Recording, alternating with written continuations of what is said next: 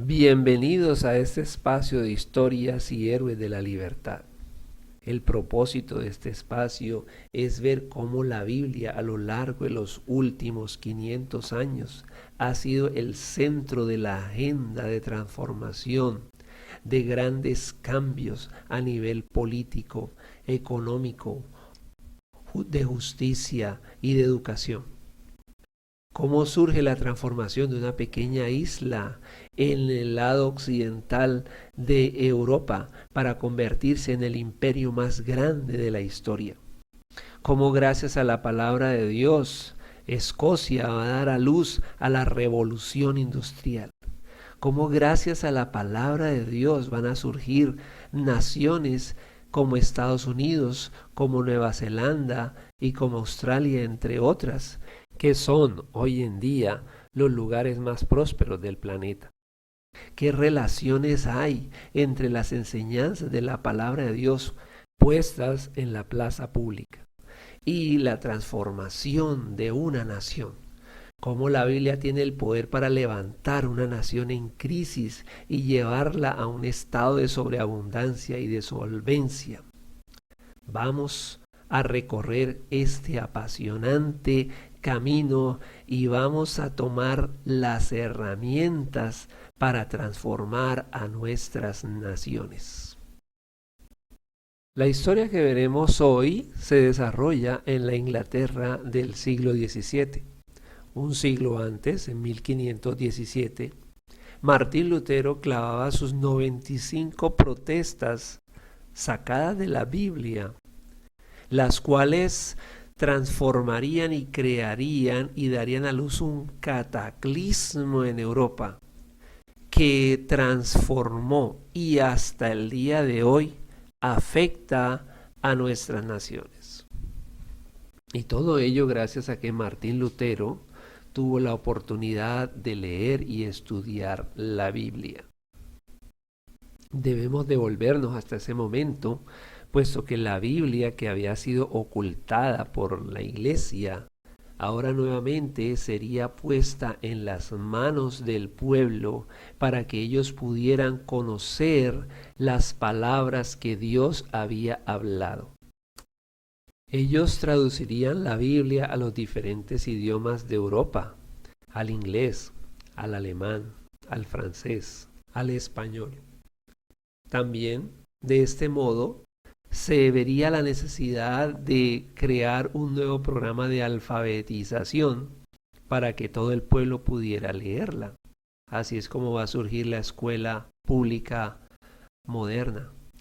Y es la Biblia la que va a estar en el corazón de esta inspiración de libertad.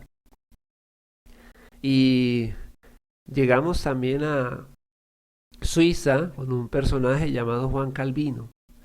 Y allí en Ginebra, Suiza, este hombre va a tener su escuela de Biblia, en donde a través de ella va a lograr reformar, transformar una ciudad sucia, maloliente y llena de delincuencia, de vicios, en una ciudad ejemplar, gracias a un programa de transformación dirigido por la Biblia. Pero va a ser un escocés, un sacerdote escocés, llamado John Knox, que va a ser exiliado desde Escocia y va a llegar hasta allí, hasta Ginebra. Y ahí es donde él va a tomar esas ideas y va a ver cómo el programa de la Biblia, que es un programa de transformación para sociedades y ciudades, se puede aplicar y cómo ese programa funcionaba de una manera maravillosa en la ciudad de Ginebra. Y le va a dar la inquietud y la idea a Knox de que si eso se puede hacer en una ciudad, si fuera posible hacerlo en un país. Y este Knox, junto con otros ingleses que van a estar allí en esa ciudad de Ginebra, van a tener la oportunidad incluso de traducir la Biblia al inglés.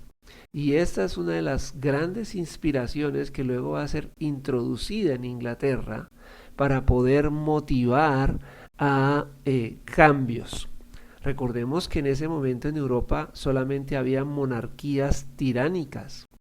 Y lo que se está mostrando en esa Ginebra es que el gobierno de la Biblia es el gobierno que va a dar origen a la democracia moderna.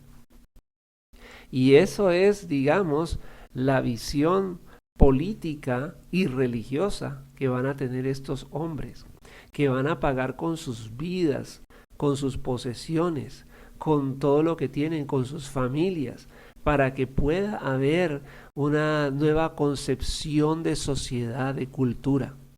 Este es, digamos, el origen de lo que va a suceder en Inglaterra. Y estas semillas que luego van a ser traídas de Ginebra hasta Inglaterra, van a estar en el corazón de la comunidad de peregrinos y puritanos.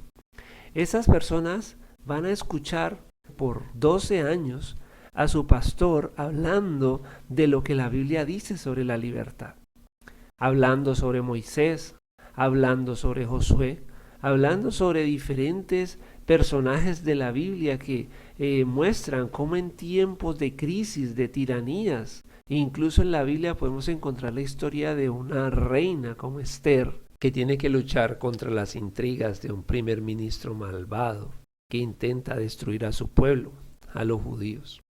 Y ver cómo en esa historia de libertad y esos dos héroes que son Esther y Mardoqueo pueden voltear la situación y lo que era una amenaza y una segura destrucción para el pueblo judío se convierte en una oportunidad de liberación.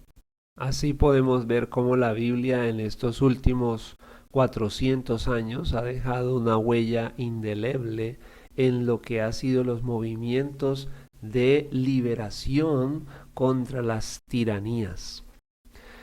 Así volviendo nuevamente entonces con nuestros peregrinos y conociendo lo que ya ha sido la antesala.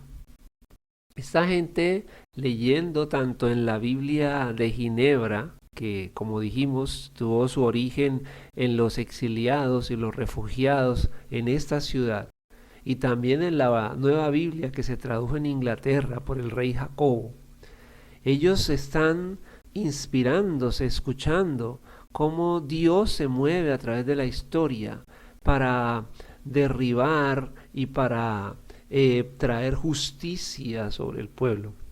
Este es el motor y quiero que nos enfoquemos en esto, quiero que tomemos esa inspiración, porque muchas veces se ha relegado la palabra de Dios hoy en día como un libro solamente religioso, que no tiene mucho que ver con la forma como se lleva adelante nuestro gobierno, cómo se lleva adelante nuestra educación.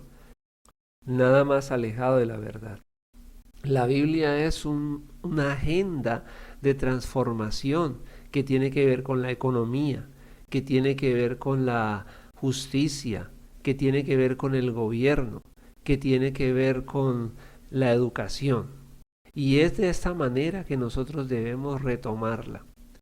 Y es esa inspiración la que lleva a estos peregrinos a comprar 2 barcos con el deseo de viajar primero a Holanda, luego a América, y allí en América es donde ese proyecto que tienen del reino de Cristo va a ser establecido. Y estas son las semillas. Quiero que reflexionemos en estas semillas, recordemos esas semillas que vienen de la palabra de Dios y que van a ser el origen de una de las naciones más prósperas de hoy. No estamos diciendo que el Estados Unidos de hoy sea el mismo que vivieron ellos hace unos 300 o 400 años que estaban estableciéndose en América. Pero sí queremos decir que esos frutos que tiene esta nación hoy en día son el resultado. Cada nación tiene una semilla que va a ser luego la plantita y luego el árbol que va a dar ramas y frutos. Asimismo, debemos reconocer, ¿para qué? Para inspirarnos en que también en esos momentos de crisis que vive nuestra nación, igual que la de hace 400 años, estas personas enfrentando incluso una guerra de 30 años, una guerra violenta. Pero en esos momentos de crisis, ¿cuál puede ser la salida? Así también hoy la palabra de Dios con sus historias de libertad nos marcan una luz, nos marcan un camino de salida para la crisis. Y tomando esta agenda de transformación, que es la palabra de Dios, vamos a encontrar que leer la Biblia no es solamente un pasatiempo interesante para momentos de ocio, sino que la Biblia se convierte en el libro principal de nuestro programa de acción para poder ver el reino de Dios establecido sobre la tierra. Nuestro Señor, nuestro Rey, porque Jesús fue desde que nació, el ángel le dijo a María que él recibiría el trono de David su padre. Eso lo encontramos en el libro de Lucas, capítulo 1, versículo 32. Y también vemos que cuando él entra a Jerusalén, él es proclamado rey. Y los judíos pensaron que matándole a los 5 días después, que ya podrían quitarse el problema de encima. Sin embargo, Jesús no solamente murió, sino la buena y gran noticia es que resucitó.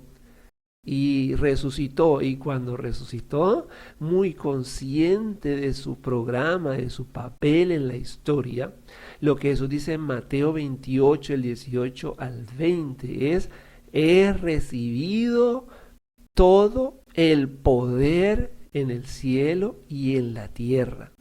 Y por eso manda a sus seguidores a que enseñen y establezcan su reino en el mundo, un reino de justicia, porque en su enseñanza Jesús dijo: pongan en primer lugar el reino de Dios y su justicia, y las demás cosas serán añadidas. Cuando tomamos en serio a Jesús como Rey, no solamente de mi vida personal, sino de mi nación, de mi ciudad, de mi departamento, y aplico las normas del Rey a esa ciudad, a ese departamento, a esa nación, voy a ver cómo se cumple el Padre Nuestro, donde, y con esta oración vamos a terminar, Jesús nos enseña que debemos orar: Padre nuestro que estás en los cielos, santificado sea tu nombre, que venga tu reino y se haga tu voluntad en la tierra como en el cielo. Amén.